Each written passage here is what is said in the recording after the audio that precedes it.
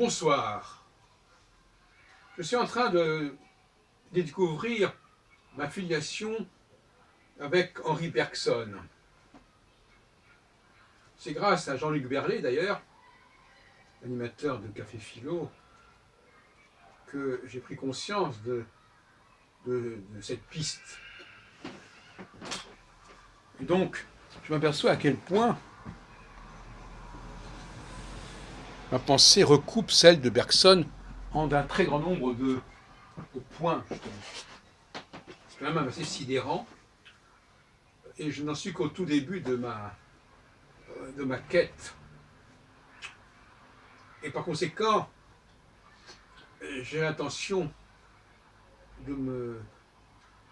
d'approfondir et d'envahir ce champ bergsonien, avec lequel il semble que j'ai un si grand nombre d'affinités, à tel point que presque tout ce que Bergson dit et tout ce qu'on dit sur Bergson fait écho à mon travail. Je ne sais pas jusqu'où ça va aller. Je rappelle que Henri Bergson est juif, n'est-ce pas, comme moi, et ce n'est peut-être pas un hasard complètement. Et donc, je vais creuser dans cette direction dans les mois qui viennent, dans les années qui viennent. Et d'ailleurs, je note en plaisantant que le nom de Bergson résonne un petit peu, rime un petit peu avec celui de Heilbronn. Bergson, je ne sais pas exactement ce que ça veut dire. Je pense que c'est le fils de Ber. Je pense pas que ça rapporte la montagne. Et Ber c'est le puits. Et Bronn, c'est la source. Enfin, ça c'est discutable. Peu importe. Bergson, notamment, ne croit pas à la transmission des caractères acquis. Et ma position sur ce point mérite d'être précisée et éclaircie. Il faut distinguer entre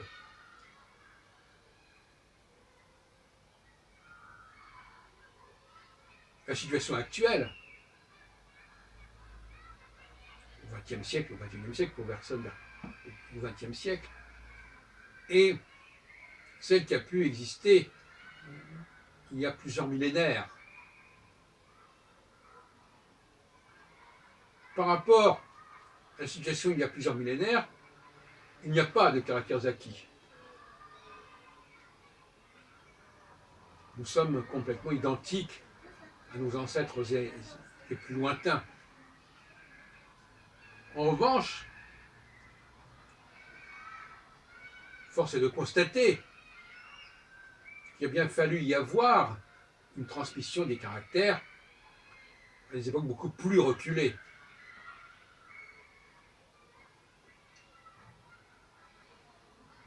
Ce que font, l'erreur que commettent beaucoup de nos contemporains, c'est de croire ou de faire croire ou de laisser croire que l'évolution que l'humanité a connue il y a des millénaires se poursuivent. Non, elle ne se poursuit pas. Elle se poursuit par le biais des objets, par le biais de la technique. Mais jusqu'à preuve du contraire, la technique n'a pas transformé notre anatomie. C'est que ça ne va pas tarder. Mais ça n'en est pas encore là. Comme dit Rousseau, dans son essai sur l'inégalité de 1755,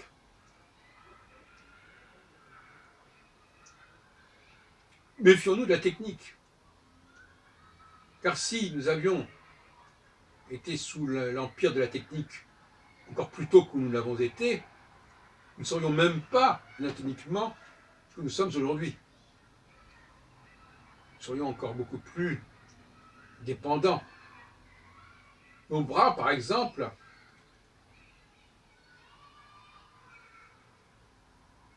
se sont développés que parce que nous n'avons pas fait usage prématurément du bâton, parce que nous n'avons pas été aidés prématurément par la technique ou par d'autres entités. C'est pour ça que la notion d'aide est une notion extrêmement problématique. Ce qui vient nous aider, c'est ce qui vient souvent nous mutiler, nous handicaper, nous empêcher d'évoluer.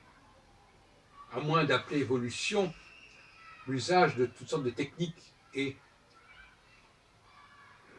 de prothèses. Une notion de pureté très importante chez Bergson, et je pense aussi que chez Yankelevitch, qui en est quelque part le disciple, qui est également juif d'ailleurs.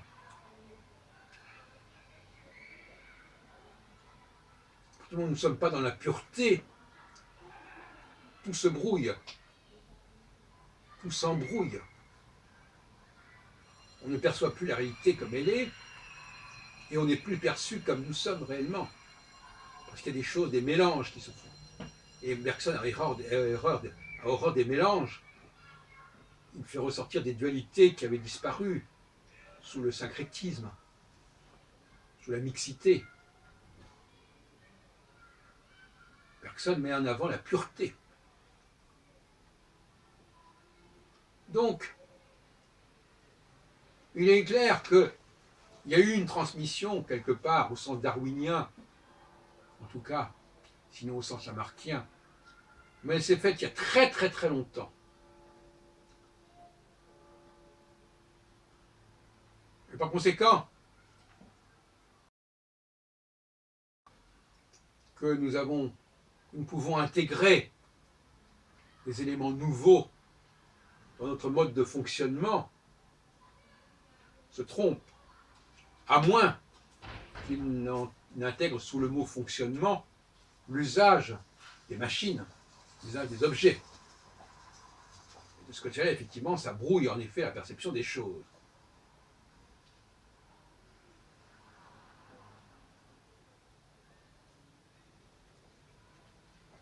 Il n'est pas question donc de croire, jusqu'à preuve du contraire, jusqu'à nouvel ordre en tout cas, que de nouvelles découvertes scientifiques, par exemple, pourraient affecter notre mode de fonctionnement. J'insiste beaucoup sur les rapports entre science et technique, et la technique est toujours en retard sur la science, parce que la technique s'inspire de la science. Elle est dans son sillage. Mais aujourd'hui, la plupart des choses qui ont été construites appartiennent à des stades de la science très anciens. Croire que du jour au lendemain, ce qui est découvert au niveau scientifique peut faire l'objet d'une dimension technologique, et encore moins une dimension anthropologique, encore moins s'intégrer dans notre mode de fonctionnement, c'est une illusion totale. Les astrologues, par exemple, font totalement fausse route quand ils croient que des nouvelles planètes découvertes depuis la fin du XVIIIe siècle et au-delà ont pu en quoi que ce soit faire partie de notre mode de fonctionnement. Alors évidemment, ils ont comme argument, on entend souvent, que les phénomènes agissent à notre insu même quand nous les connaissons pas. Je ne suis pas d'accord là-dessus. Plus exactement, je apporterai un distinguo. Je dirais que, au niveau scientifique, certainement pas. En revanche, au niveau technologique, rien n'empêche d'accepter l'idée que certaines techniques puissent exister à notre insu ou à l'insu de certaines populations.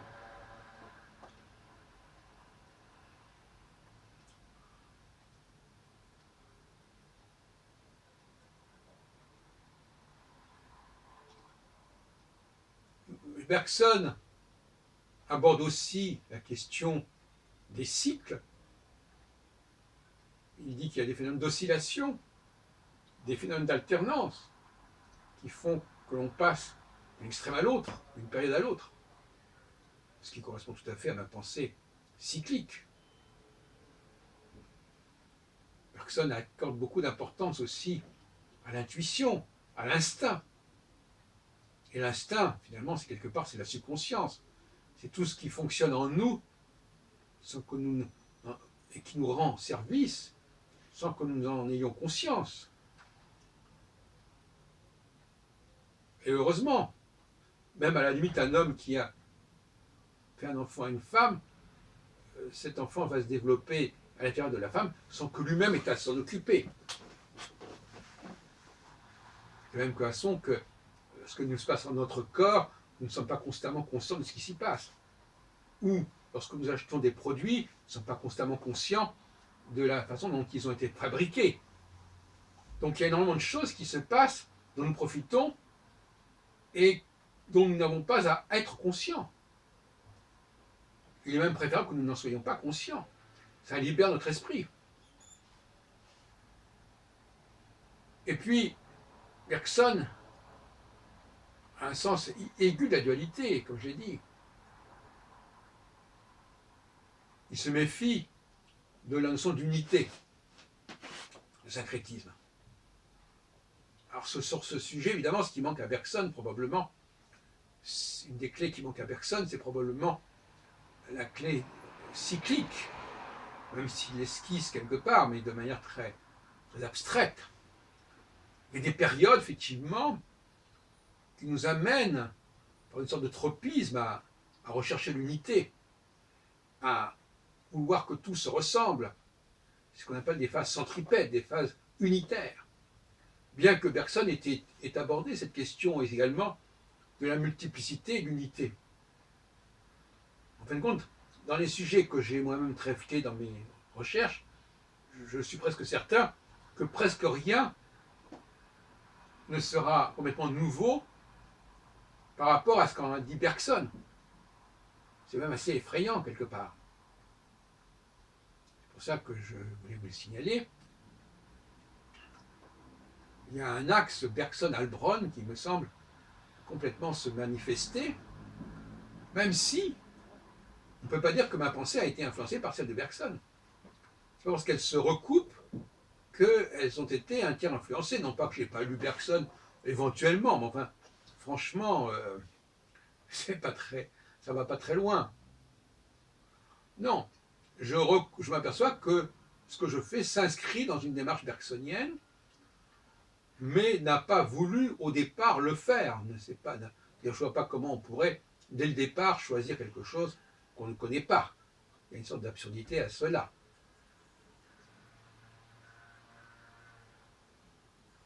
Pour conclure, je dirais donc que, comme dirait Bergson, il y a un très grand atavisme, le poids énorme de l'atavisme, de l'instinct, et par le biais de la technologie, dès qu'on est dans le domaine du psychisme, dès qu'on est dans le domaine du fonctionnement des sociétés, on en revient à des structures extrêmement anciennes. Et cela veut dire quoi? Cela veut dire que, quelque part, des choses absolument fondamentales ont été instaurées il y a des millénaires. Et nous sommes dans le système qui a été instauré il y a des millénaires, ce qui devrait nous rendre assez humbles, finalement. On sait qu'il y a déjà une certaine forme d'humilité qui a été exigée par un certain nombre de travaux, chez Freud, chez Marx, chez Einstein, chez d'autres. Mais il semble qu'on n'ait pas été assez loin dans cette recherche d'humilité, dans cette façon d'assumer une certaine humilité, en comprenant que ce qui est central, ce qui est déterminant, se situe dans un autre temps que le nôtre. Non seulement une humilité d'ordre spatial, mais aussi d'une humilité d'ordre temporel. Ce qui s'est joué fondamentalement pour nous, s'est joué il y a des millénaires, et pas aujourd'hui. Y compris sur le plan technologique. Et ça, c'est aussi un point sur lequel il y a probablement une différence avec Bergson, qui n'introduit pas la notion d'une technologie, une proto-technologie. Et ça tient à mon discours sur les femmes, notamment.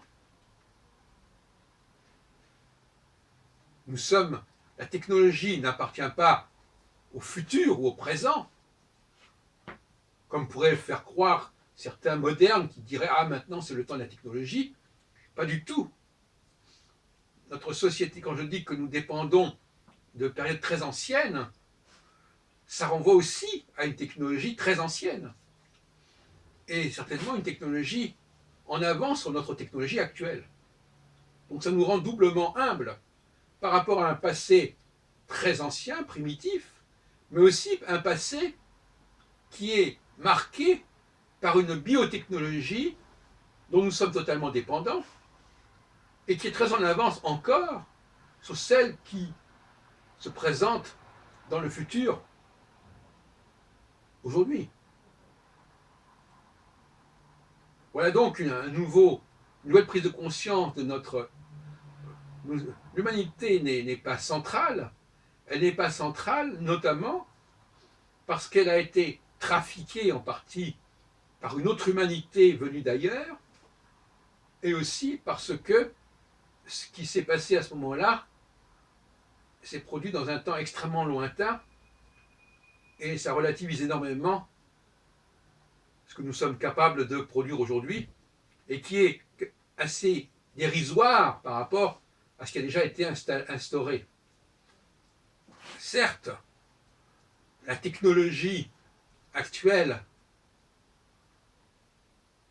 nous donne l'impression, voire l'illusion, d'avoir progressé, mais finalement, au niveau de l'être humain tout nu, le roi est nu, comme dirait personne, d'une certaine manière, si nous nous purifions de tout ce qui est des éléments qui se sont greffés sur nous, eh bien, finalement, nous n'avons absolument pas évolué par rapport à l'homme d'il y a des millénaires, ni anatomiquement, ni psychologiquement, ni instinctivement.